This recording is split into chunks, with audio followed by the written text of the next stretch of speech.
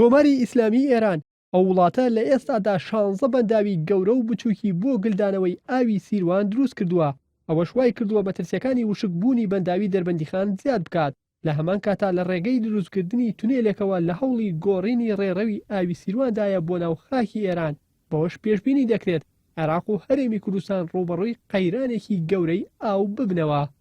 ئێمە بەنداوی دەربەندیخانێکێک لە سەرچاوە هەرە سەرچەکانی ڕووباری سیروانە، ینی ئەوش لە دیوی ئێرانەوە دێ، یان ئەگەر ئەو سەرچاوەیە بە تەواوی وشک بکرێ یان بەشی زۆری ئاوەکەی لا بدرێتەوە بە دیوێکی ترا ببرێ بە دڵنیاییەوە کاریگەری لەسەر پڕبوونی بەنداوی دەربەندیخانە بێ و هەروەها لەوێشەوە کاریگەری لەسەر بەنداوی حەمرینە بێ، لەوێشەوە کاریگەری لەسەر دانیشتوانێکی زۆری ناوچەکە بێ لە دەربەندیخانەوە بگرێت تا ئاگاتە بەغا دانیشتوانێکی زۆر پشتیان بەو ڕووبارە بەستووە. وشکردنی سەرچاوە ئاویەکان و گۆڕینی ڕێڕەوی دەریاچەکان بەپی یاسانی و دەوڵەتەکان قەدەغەیە و لەو چوارچێوەیەشدا ژمارەیەک لە پارلەمانتارانی کورد لە پەرلەمانی عێراق لە هەوڵدان تا حکوومەتی ناوەند و لایەنە نێودەوڵەتەکان ئاگادار بکەنەوە، چونکە بڕیار وایە تا کۆتاییەکانی ساڵی 2017 ئێران سەرجەم سەرچاوە ئاویەکانی عێراق کە بە هەرێمدا تێدەپەڕن کۆنتڕۆڵ بکات. ئەم بابەتەمان گەیاندە ناوەندەکانی بڕیار لە بەغدا چ وەزارەتی خارجی چ وەزارەتی سەرچاوە ئاویەکانی عێراقی و لە لیژنەی تایبەتمەند بە کشت و کاڵ و سەرچاوە ئاویەکان لە پەرلەمانی عێراقی و داوای راپۆرتەکانمان پێداون و داوای ئەومان کردووە کە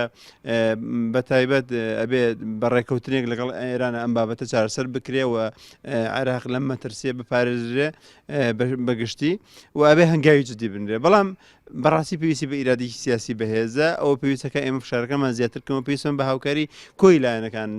مەترسی وشکبوونی سەرچاوە ئاویەکانی هەرێم تەنها بەنداوی دەربەندیخانی نەگرتوێتەوە، بەڵکو بەنداوی دوکانیش ڕوبەڕووی هەمان مەترسی بۆتەوە، چونکە لە سەدا هەفتای سەرچاوە ئاویەکانی بەنداوی دەربەندیخان لە وڵاتی ئێرانەوە هەڵدەقڵێت و لە سەدا 40 ئاوی بەنداوی دوکانیش بە هەمان شێوە سەرچاوەکەی لە خاکی ئێرانەوەیە. وشکبوونی بەنداوەکانی هەرێم جگەلەوەی مەترسی بۆ سەر هەرێم هەیە، کاریگەری ڕاستەوخۆشی بەسەر بەنداوەکانی حەمرین و ناوەڕاست و خواروی عێراق دەبێت و کاریگەری زۆری لەسەر کشت و کاڵ و ئابووری و ژینگەی و کەمبوونەوەی کارەبا و ئاوی شیرین و پیسبوونی ئاوی خواردنەوە دروست دەکات. بابان نوێرێ ناڕسی کێوانی